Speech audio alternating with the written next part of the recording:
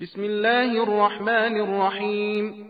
فإذا مس الإنسان ضر دعانا ثم إذا خولناه نعمة منا قال إنما أوتيته على علم بل هي فتنة ولكن أكثرهم لا يعلمون.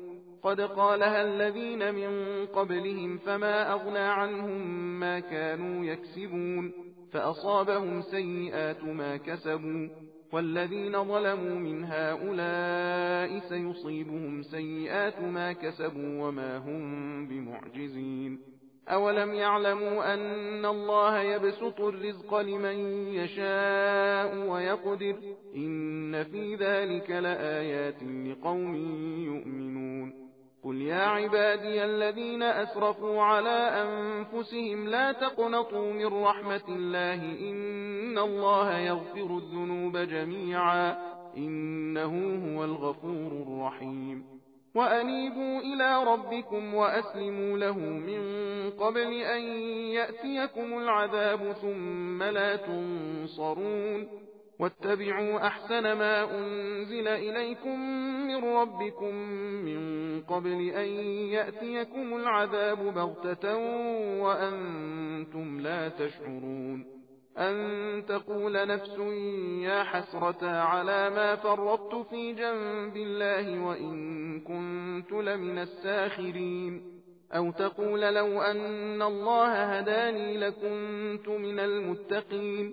أو تقول حين ترى العذاب لو أن لي كرة فأكون من المحسنين.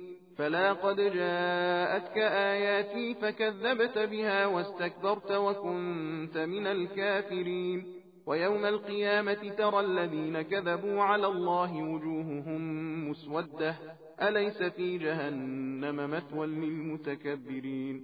وينجي الله الذين اتقوا بمفازتهم لا يمسهم السوء ولا هم يحزنون. الله خالق كل شيء وهو على كل شيء وكيل.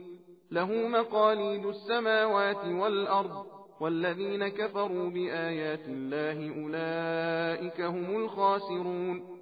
قل أفغير الله تأمروني أعبد أيها الجاهلون. ولقد أوحي إليك وإلى الذين من قبلك لئن أشركت ليحبطن عملك ولتكونن من الخاسرين. فلله فاعبد وكن من الشاكرين.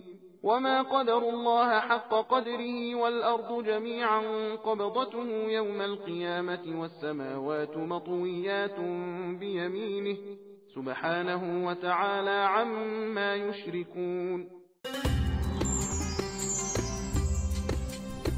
सबील कुरान हिदायत का रास्ता।